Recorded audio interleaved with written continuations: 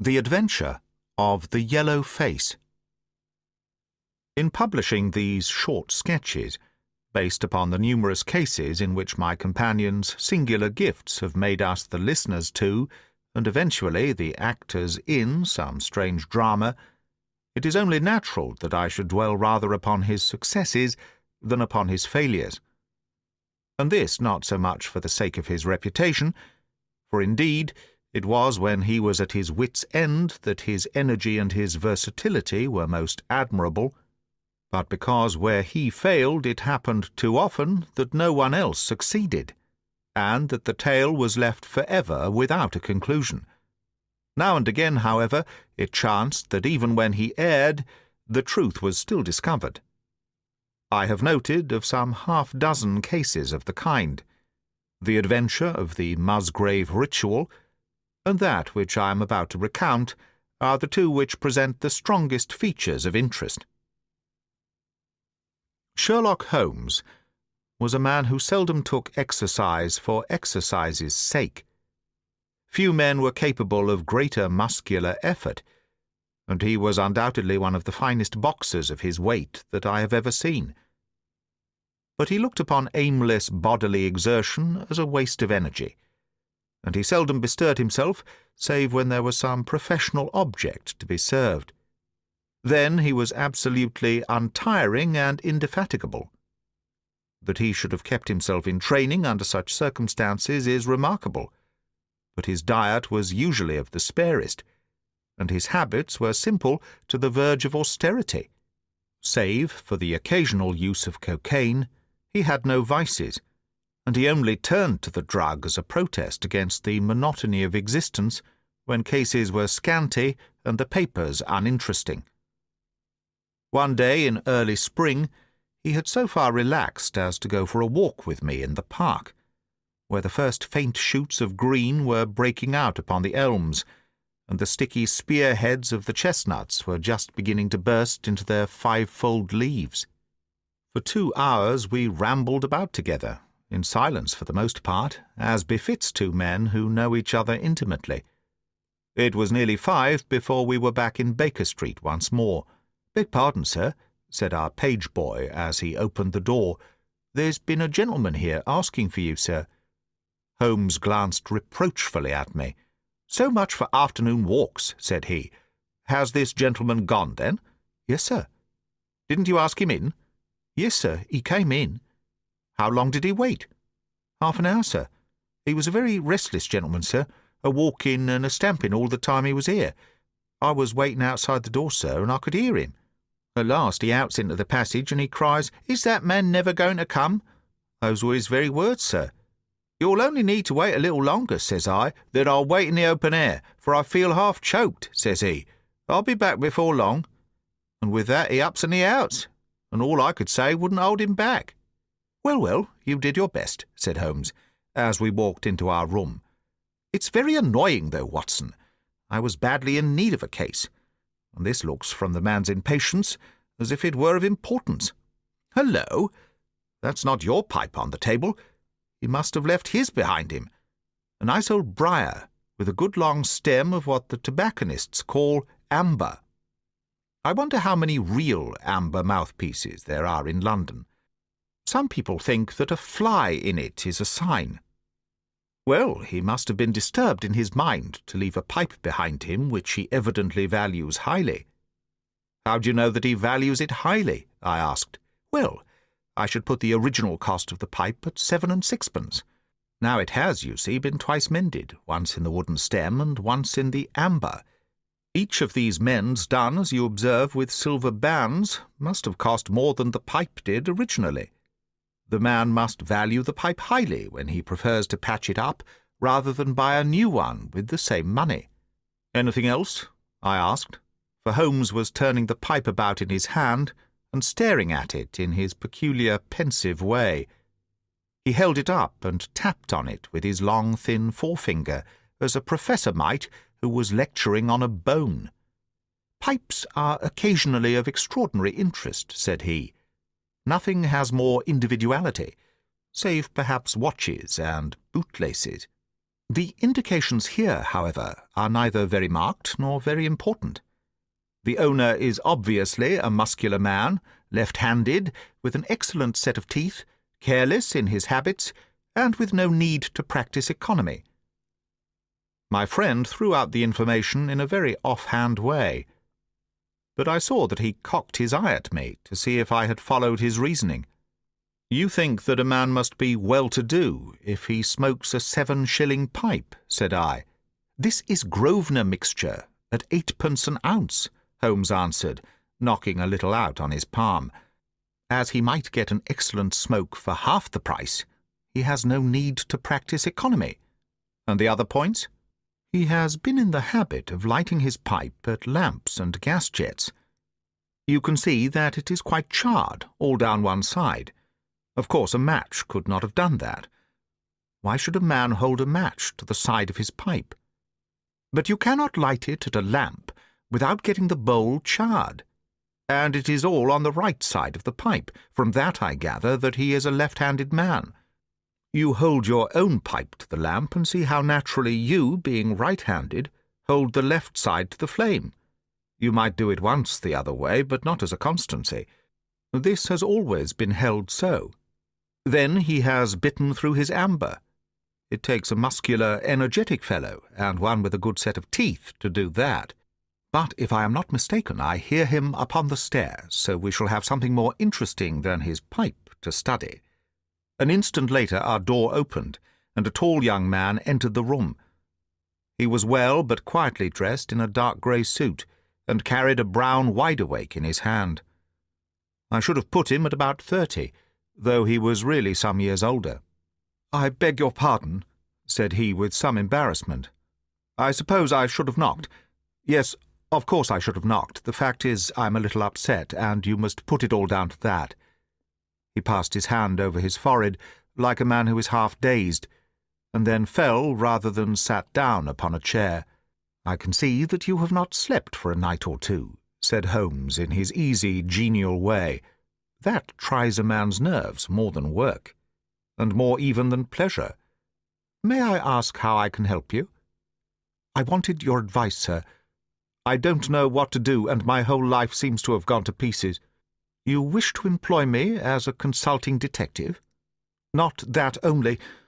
I want your opinion as a judicious man, as a man of the world. I want to know what I ought to do next. I hope to God you'll be able to tell me." He spoke in little sharp, jerky outbursts, and it seemed to me that to speak at all was very painful to him, and that his will all through was overriding his inclinations.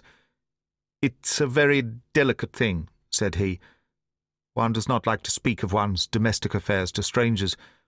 It seems dreadful to discuss the conduct of one's wife with two men whom I've never seen before. It's horrible to have to do it.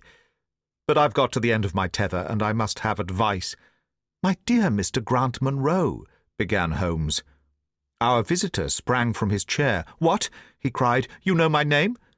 "If you wish to preserve your incognito," said Holmes, smiling, "I would suggest that you cease to write your name upon the lining of your hat, or else that you turn the crown towards the person whom you are addressing. I was about to say that my friend and I have listened to a good many strange secrets in this room, and that we have had the good fortune to bring peace to many troubled souls. I trust that we may do as much for you.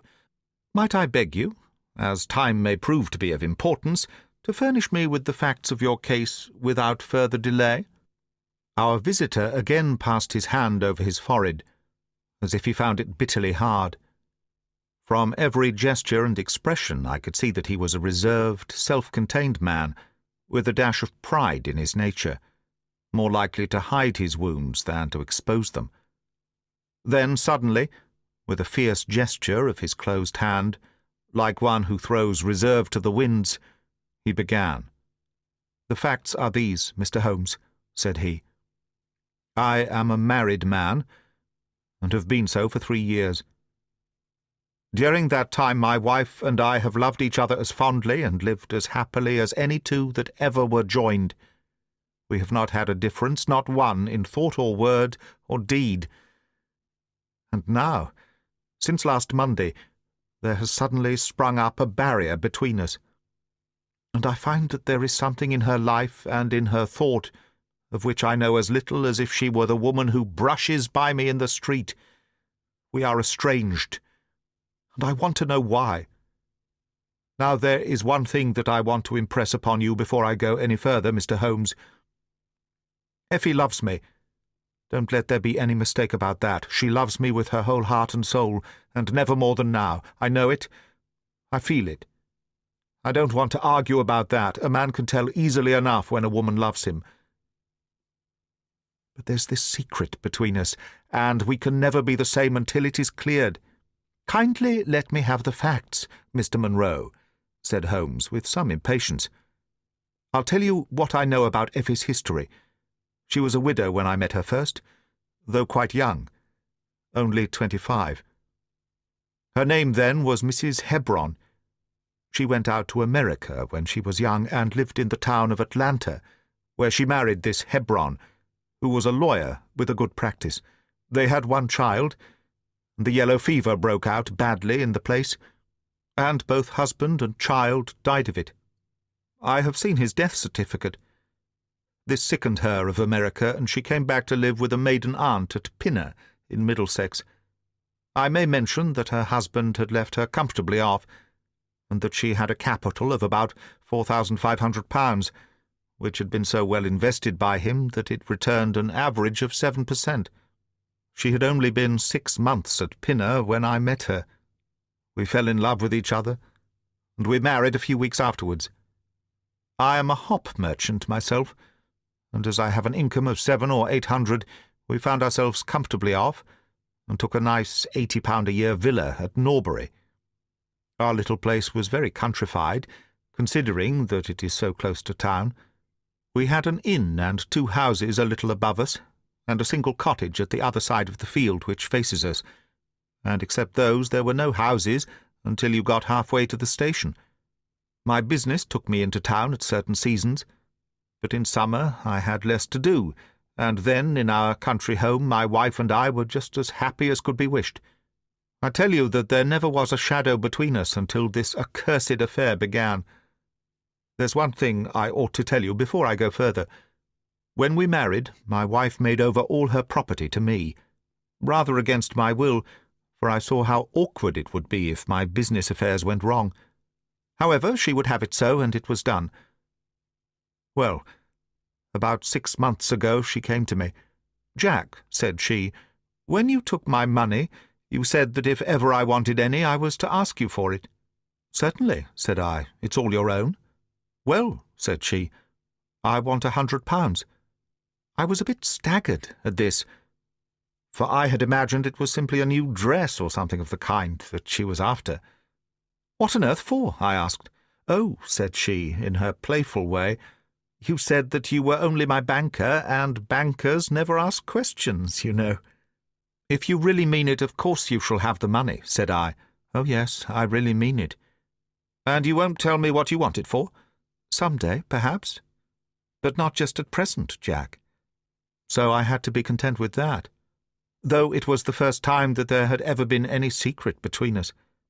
I gave her a cheque, and I never thought any more of the matter. It may have nothing to do with what came afterwards, but I thought it only right to mention it. Well, I told you just now that there is a cottage not far from our house. There is just a field between us. But to reach it you have to go along the road and then turn down a lane. Just beyond it is a nice little grove of Scotch firs, and I used to be very fond of strolling down there, for trees are always a neighbourly kind of things. The cottage had been standing empty this 8 months, and it was a pity, for it was a pretty 2-storied place, with an old-fashioned porch and honeysuckle about it. I have stood many a time and thought what a neat little homestead it would make. Well, last Monday evening I was taking a stroll down that way when I met an empty van coming up the lane, and saw a pile of carpets and things lying about on the grass plot beside the porch. It was clear that the cottage had at last been let. I walked past it, and wondered what sort of folk they were who had come to live so near us. And as I looked, I suddenly became aware that a face was watching me out of one of the upper windows. I don't know what there was about that face, Mr. Holmes, but it seemed to send a chill right down my back. I was some little way off, so that I could not make out the features. There was something unnatural and inhuman about the face.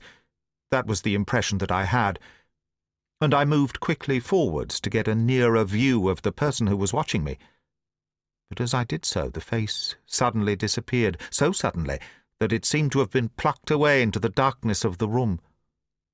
I stood for 5 minutes thinking the business over, and trying to analyze my impressions. I could not tell if the face were that of a man or a woman. It had been too far from me for that. But its colour was what had impressed me most. It was of a livid, chalky white, and with something set and rigid about it which was shockingly unnatural. So disturbed was I that I determined to see a little more of the new inmates of the cottage. I approached and knocked at the door, which was instantly opened by a tall, gaunt woman with a harsh, forbidding face. "What may you be wanting?" she asked in a northern accent. "I am your neighbour over yonder," said I, nodding towards my house. "I see that you have only just moved in, so I thought that if I could be of any help to you in any way—" "Aye, we'll just ask ye when we want ye," said she, and shut the door in my face. Annoyed at the churlish rebuff, I turned my back and walked home. All evening, though I tried to think of other things, my mind would still turn to the apparition at the window and the rudeness of the woman.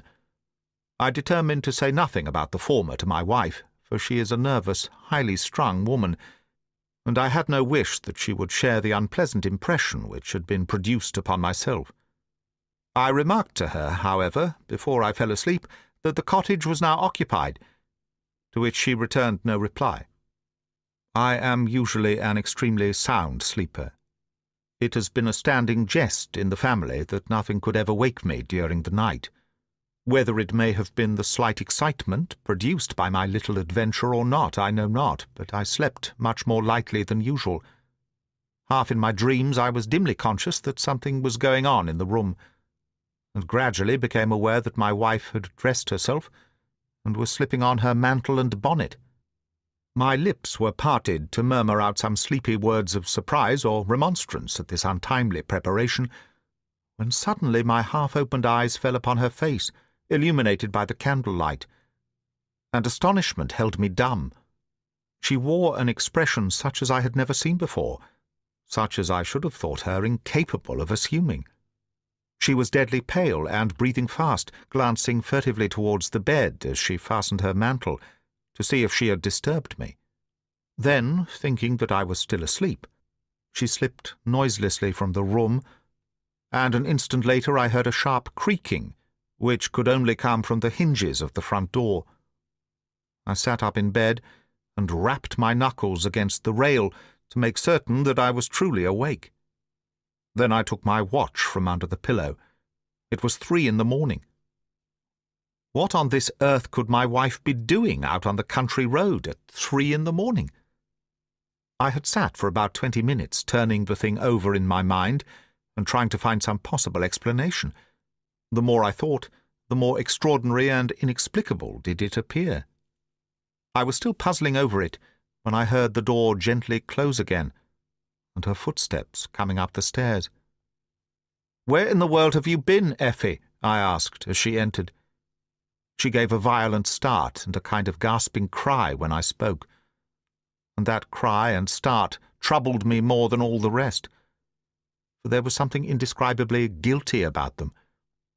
My wife had always been a woman of a frank, open nature, and it gave me a chill to see her slinking into her own room and crying out and wincing when her own husband spoke to her.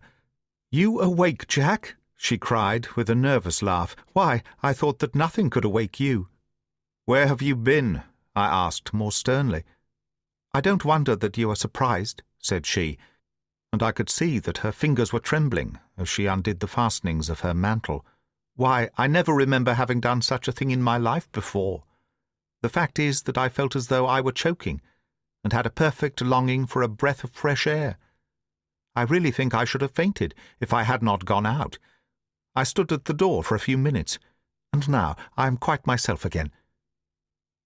All the time that she was telling me this story, she never once looked in my direction, and her voice was quite unlike her usual tones. It was evident to me that she was saying what was false. I said nothing in reply, but turned my face to the wall, sick at heart, with my mind filled with 1,000 venomous doubts and suspicions. What was it that my wife was concealing from me? Where had she been during that strange expedition? I felt that I should have no peace until I knew, and yet I shrank from asking her again, after once she had told me what was false. All the rest of the night I tossed and tumbled, framing theory after theory, each more unlikely than the last. I should have gone to the city that day, but I was too disturbed in my mind to be able to pay attention to business matters. My wife seemed to be as upset as myself, and I could see from the little questioning glances which she kept shooting at me that she understood that I disbelieved her statement, and that she was at her wits' end what to do. We hardly exchanged a word during breakfast, and immediately afterwards I went out for a walk, that I might think the matter out in the fresh morning air. I went as far as the Crystal Palace, spent an hour in the grounds, and was back in Norbury by 1 o'clock. It happened that my way took me past the cottage, and I stopped for an instant to look at the windows, and to see if I could catch a glimpse of the strange face which had looked out at me on the day before. As I stood there, imagine my surprise, Mr. Holmes, when the door suddenly opened and my wife walked out. I was struck dumb with astonishment at the sight of her, but my emotions were nothing to those which showed themselves upon her face when our eyes met. She seemed for an instant to wish to shrink back inside the house again, and then, seeing how useless all concealment must be, she came forward with a very white face and frightened eyes, which belied the smile upon her lips. "Ah, Jack," she said, "I have just been in to see if I can be of any assistance to our new neighbours." "Why do you look at me like that, Jack? You're not angry with me?" "So," said I, "this is where you went during the night." "What do you mean?" she cried. "You came here. I'm sure of it. Who are these people, that you should visit them at such an hour?" "I have not been here before." "How can you tell me what you know is false?" I cried. "Your very voice changes as you speak. When have I ever had a secret from you? I shall enter that cottage, and I shall probe the matter to the bottom." "No, no, Jack, for God's sake," she gasped in uncontrollable emotion. Then, as I approached the door, she seized my sleeve and pulled me back with convulsive strength. "I implore you not to do this, Jack," she cried. "I swear that I will tell you everything some day, but nothing but misery can come of it if you enter that cottage." Then, as I tried to shake her off, she clung to me in a frenzy of entreaty. "Trust me, Jack," she cried. "Trust me only this once. You will never have cause to regret it. You know that I would not have a secret from you if it were not for your own sake. Our whole lives are at stake in this. If you come home with me, all will be well. If you force your way into that cottage, all is over between us." There was such earnestness, such despair in her manner that her words arrested me, and I stood irresolute before the door. "I will trust you on one condition, and on one condition only," said I at last. "It is that this misery comes to an end from now. You are at liberty to preserve your secret, but you must promise me that there shall be no more nightly visits, no more doings which are kept from my knowledge. I am willing to forget those which are past, if you will promise that there shall be no more in the future." "I was sure that you would trust me," she cried, with a great sigh of relief. "It shall be just as you wish. Come away. Oh, come away up to the house." Still pulling at my sleeve, she led me away from the cottage. As we went, I glanced back, and there was that yellow, livid face watching us out of the upper window. What link could there be between that creature and my wife? Or how could the coarse, rough woman whom I had seen the day before be connected with her? It was a strange puzzle, and yet I knew that my mind could never know ease again until I had solved it. For 2 days after this I stayed at home, and my wife appeared to abide loyally by our engagement, for, as far as I know, she never stirred out of the house. On the third day, however, I had ample evidence that her solemn promise was not enough to hold her back from this secret influence, which drew her away from her husband and her duty. I had gone into town on that day, but I returned by the 2:40 instead of the 3:36, which is my usual train. As I entered the house, the maid ran into the hall with a startled face. "Where is your mistress?" I asked. "I think that she has gone out for a walk," she answered. My mind was instantly filled with suspicion. I rushed upstairs to make sure that she was not in the house. As I did so, I happened to glance out of one of the upper windows and saw the maid with whom I had just been speaking running across the field in the direction of the cottage. Then, of course, I saw exactly what it all meant. My wife had gone over there and had asked the servant to call her if I should return. Tingling with anger, I rushed down and hurried across, determined to end the matter once and forever. I saw my wife and the maid hurrying back along the lane, but I did not stop to speak with them. In the cottage lay the secret which was casting a shadow over my life. I vowed that, come what might, it should be a secret no longer. I did not even knock when I reached it, but turned the handle and rushed into the passage. It was all still and quiet upon the ground floor. In the kitchen a kettle was singing on the fire, and a large black cat lay coiled up in the basket. But there was no sign of the woman whom I had seen before. I ran into the other room, but it was equally deserted. Then I rushed up the stairs, only to find 2 other rooms empty and deserted at the top. There was no one at all in the whole house. The furniture and pictures were of the most common and vulgar description, save in the one chamber at the window of which I had seen the strange face. That was comfortable and elegant, and all my suspicions rose into a fierce, bitter flame when I saw that on the mantelpiece stood a copy of a full-length photograph of my wife, which had been taken at my request only 3 months ago. I stayed long enough to make certain that the house was absolutely empty. Then I left it, feeling a weight at my heart such as I had never had before. My wife came out into the hall as I entered my house, but I was too hurt and angry to speak with her, and pushing past her, I made my way into my study. She followed me, however, before I could close the door. "I am sorry that I broke my promise, Jack," said she, "but if you knew all the circumstances, I am sure that you would forgive me." "Tell me everything, then," said I.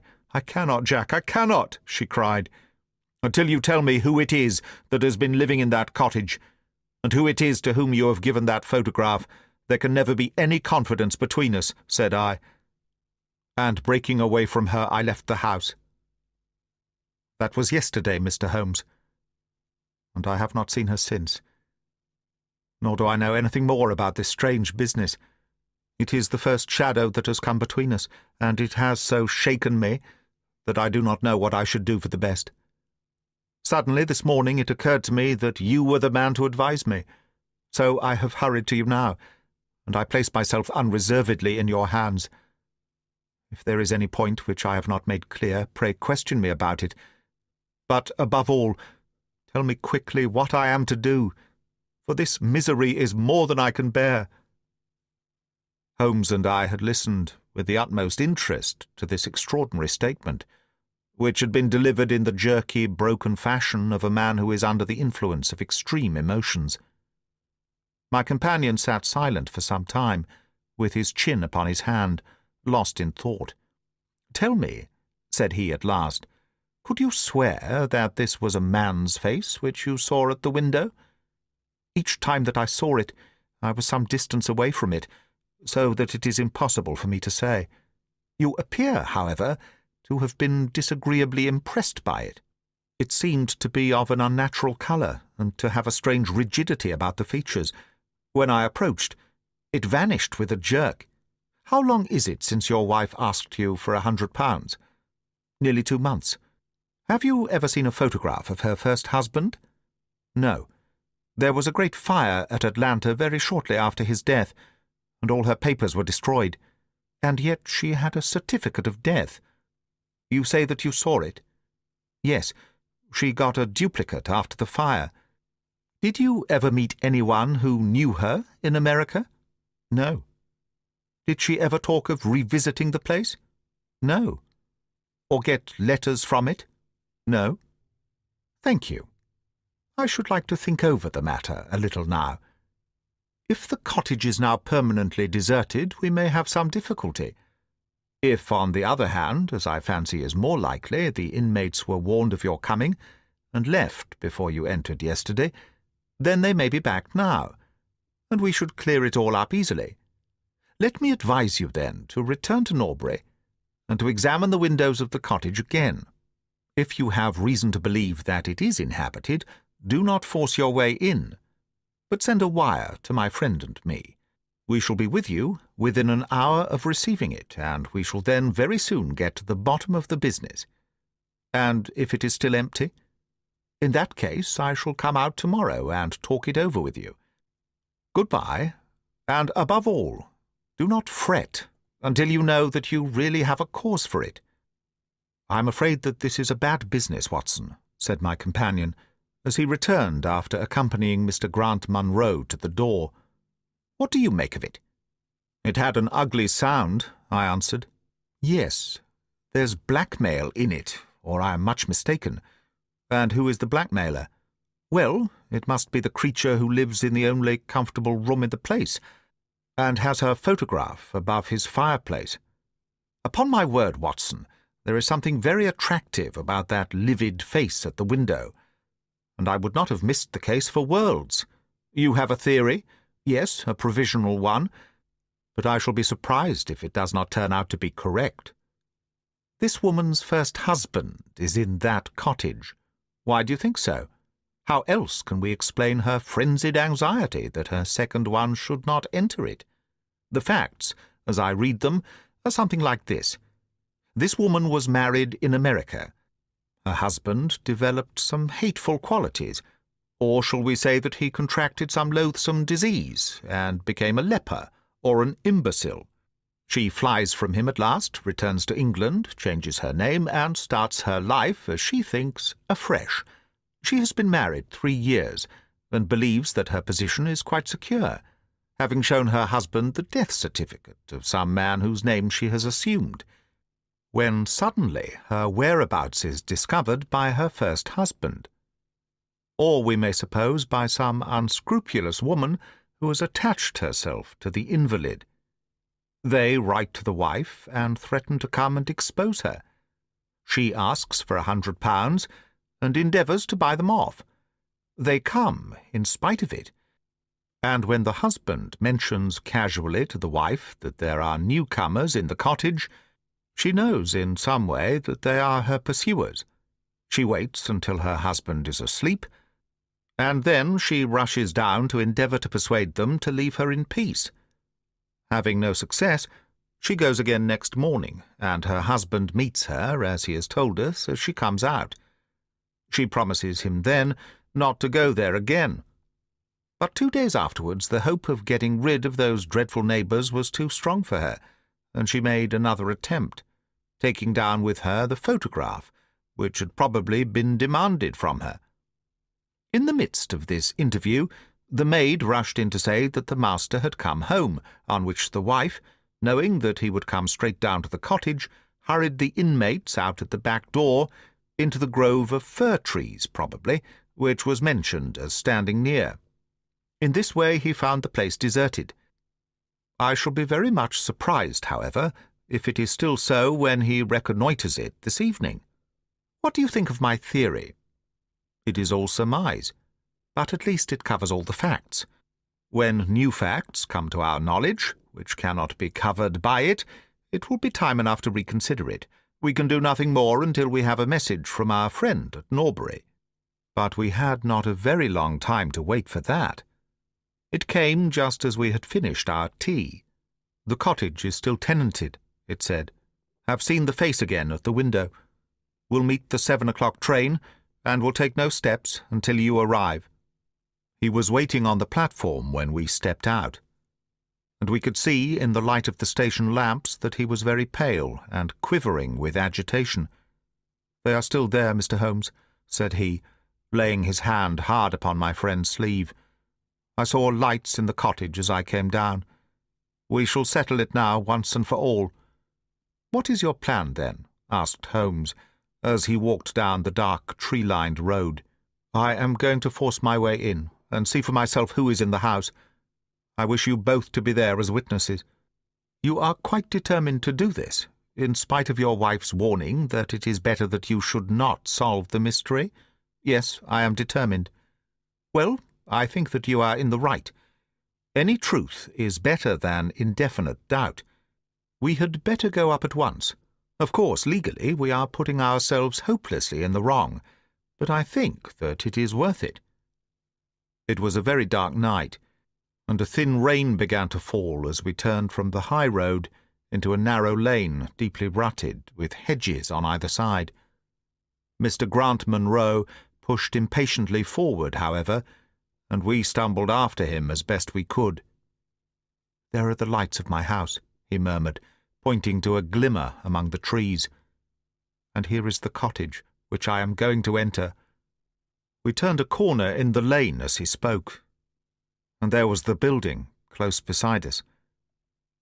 A yellow bar falling across the black foreground showed that the door was not quite closed, and one window in the upper story was brightly illuminated. As we looked, we saw a dark blur moving across the blind. "There is that creature!" cried Grant Munro. "You can see for yourselves that someone is there. Now follow me, and we shall soon know all." We approached the door, but suddenly a woman appeared out of the shadow and stood in the golden track of the lamplight. I could not see her face in the darkness, but her arms were thrown out in an attitude of entreaty. "For God's sake, don't, Jack!" she cried. "I had a presentiment that you would come this evening. Think better of it, dear. Trust me again, and you will never have cause to regret it." "I have trusted you too long, Effie," he cried sternly. "Leave go of me. I must pass you. My friends and I are going to settle this matter once and forever." He pushed her to one side, and we followed closely after him. As he threw the door open, an old woman ran out in front of him and tried to bar his passage, but he thrust her back, and an instant afterwards we were all upon the stairs. Grant Munro rushed into the lighted room at the top, and we entered at his heels. It was a cosy, well-furnished apartment, with 2 candles burning upon the table and 2 upon the mantelpiece. In the corner, stooping over a desk, there sat what appeared to be a little girl. Her face was turned away as we entered, but we could see that she was dressed in a red frock, and that she had long white gloves on. As she whisked round to us, I gave a cry of surprise and horror. The face which she turned towards us was of the strangest livid tint, and the features were absolutely devoid of any expression. An instant later the mystery was explained. Holmes, with a laugh, passed his hand behind the child's ear. A mask peeled off from her countenance, and there was a little coal-black negress, with all her white teeth flashing in amusement at our amazed faces. I burst out laughing out of sympathy with her merriment, but Grant Munro stood staring, with his hand clutching his throat. "My God!" he cried. "What can be the meaning of this?" "I will tell you the meaning of it," cried the lady, sweeping into the room with a proud, set face. "You have forced me, against my own judgment, to tell you, and now we must both make the best of it. My husband died at Atlanta. My child survived." "Your child?" She drew a large silver locket from her bosom. "You have never seen this open?" I understood that it did not open. She touched a spring, and the front hinged back. There was a portrait within of a man strikingly handsome and intelligent-looking, but bearing unmistakable signs upon his features of his African descent. "That is John Hebron of Atlanta," said the lady, "and a nobler man never walked the earth. I cut myself off from my race in order to wed him, but never once while he lived did I for an instant regret it. It was our misfortune that our only child took after his people rather than mine. It is often so in such matches, and little Lucy is darker far than ever her father was. But dark or fair, she is my own dear little girlie and her mother's pet. The little creature ran across at the words and nestled up against the lady's dress. When I left her in America, she continued, it was only because her health was weak, and the change might have done her harm. She was given to the care of a faithful Scotchwoman who had once been our servant. Never for an instant did I dream of disowning her as my child. But when chance threw you in my way, Jack, and I learned to love you, I feared to tell you about my child. God forgive me, I feared that I should lose you, and I had not the courage to tell you. I had to choose between you. And in my weakness I turned away from my own little girl. For 3 years I have kept her existence a secret from you, but I heard from the nurse, and I knew that all was well with her. At last, however, there came an overwhelming desire to see the child once more. I struggled against it, but in vain. Though I knew the danger, I determined to have the child over, if it were but for a few weeks. I sent £100 to the nurse, and I gave her instructions about this cottage, so that she might come as a neighbour, without my appearing to be in any way connected with her. I pushed my precautions so far as to order her to keep the child in the house during the daytime, and to cover up her little face and hands, so that even those who might see her at the window should not gossip about there being a black child in the neighbourhood. If I had been less cautious, I might have been more wise, but I was half crazy with fear that you should learn the truth. It was you who told me first that the cottage was occupied. I should have waited for the morning, but I could not sleep for excitement, and so at last I slipped out, knowing how difficult it is to awake you. But you saw me go, and that was the beginning of my troubles. Next day you had my secret at your mercy, but you nobly refrained from pursuing your advantage. 3 days later, however, the nurse and child only just escaped from the back door as you rushed in at the front one. And now, tonight, you at last know all, and I ask you what is to become of us, my child and me. She clasped her hands and waited for an answer. It was a long 10 minutes before Grant Munro broke the silence, and when his answer came, it was one of which I love to think. He lifted the little child, kissed her, and then, still carrying her, he held his other hand out to his wife and turned towards the door. "We can talk it over more comfortably at home," said he. "I am not a very good man, Effie, but I think that I am a better one than you have given me credit for being. Holmes and I followed them down the lane, and my friend plucked at my sleeve as we came out. I think," said he, "that we shall be of more use in London than in Norbury." Not another word did he say of the case until late that night, when he was turning away, with his lighted candle, for his bedroom. "Watson," said he, "if it should ever strike you that I am getting a little overconfident in my powers, or giving less pains to a case than it deserves, kindly whisper 'Norbury' in my ear, and I shall be infinitely obliged to you."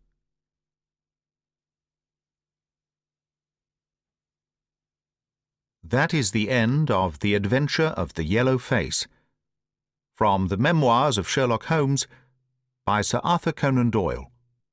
Read by Greg Wagland. Magpie Audio, 2016.